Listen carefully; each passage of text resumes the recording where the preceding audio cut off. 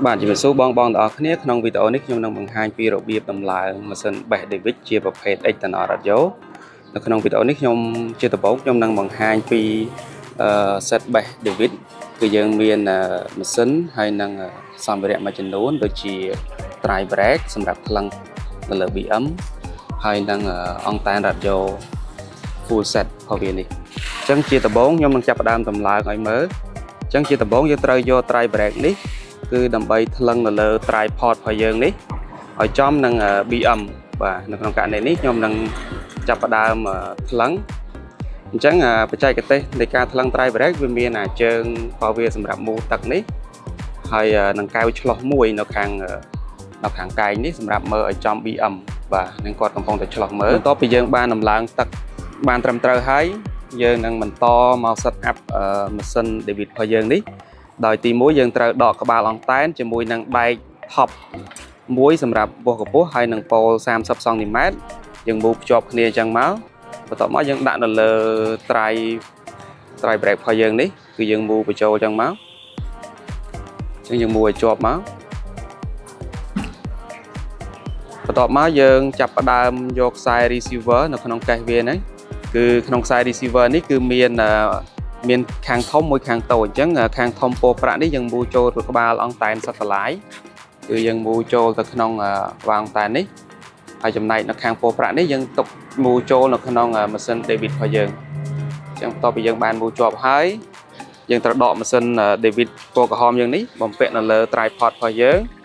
ហើយកតុយខ្សែដែលនៅសល់ខាងតូចហ្នឹងគឺយើងត្រូវមូលភ្ជាប់ជាមួយនឹងម៉ាស៊ីន David យើងនេះបាទអញ្ចឹងបន្ទាប់មកអ្វីដែលយើងត្រូវតឡើងបន្តនោះគឺដុំរ៉ាឌីយ៉ូ external 28 វ៉ាត់នេះគឺយើងមានរុន2គឺខាងនេះគឺរុនសម្រាប់អង្តែនរ៉ាឌីយ៉ូខាងនេះគឺសម្រាប់ភ្លើងបាទអញ្ចឹងយើងដាក់នៅលើ tripod មកគឺយើងសៀតចូលនៅក្នុងកលឹះ tripod មកអញ្ចឹងជាបន្ទាប់យើងត្រូវមានខ្សែអាគុយ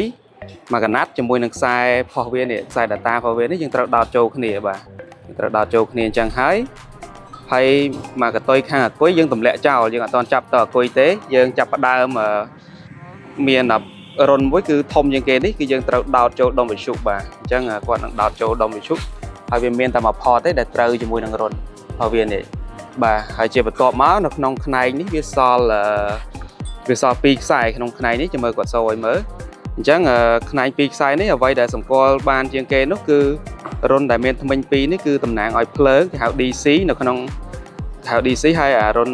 ដែលមានថ្មិញ5 6នោះគឺគេហៅថា data port អញ្ចឹងយើងត្រូវដោត DC ជាមុនអញ្ចឹងរុនថ្មិញ2នេះយើងត្រូវដោតចូលទៅក្នុង com DC នេះដូចគ្នាបាទហើយបន្ទាប់មកថ្មិញច្រើនជាងគេនេះថ្មិញដែលមានថ្មិញ5នេះយើងដោតចូលក្នុង port ទី2បាទ port ទី2បាទអញ្ចឹងជាបន្ទាប់យើងនឹងយក Bluetooth ដើម្បីដោតចូលទៅ port ចុងក្រោយគេនេះបាទអញ្ចឹងរបៀបដោតគឺមានតែប៉ុណ្្នឹងអញ្ចឹងជាបន្ទាប់គឺយើងត្រូវដំឡើងអង្តែនរបស់វាអញ្ចឹងក្នុងអង្តែននេះគឺមានប៉ូលវែងមួយហើយនឹងដុំ adapter សម្រាប់បន្តទៅលើគឺនិយាយទៅដុំបញ្ជូន data ទៅចុងបកគោលគឺយើងត្រូវមូលភ្ជាប់គ្នាអញ្ចឹងមកបាទមូលឲ្យជាប់ហើយយើងយកដងរបស់វានេះគឺត្រូវមូលដែរបាទមូលភ្ជាប់ពីក្រោមហ្នឹងទៅ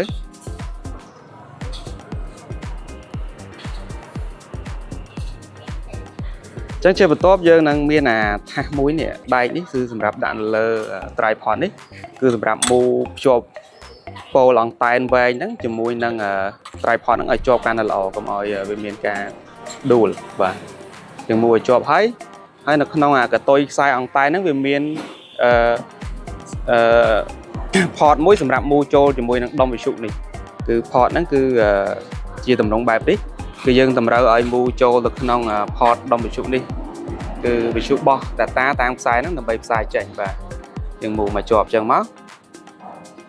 គឺមូលមកជាប់ហើយគឺចុងក្រោយគេបង្អស់នោះគឺយើងត្រូវចាប់ខ្សែអាគុយគឺ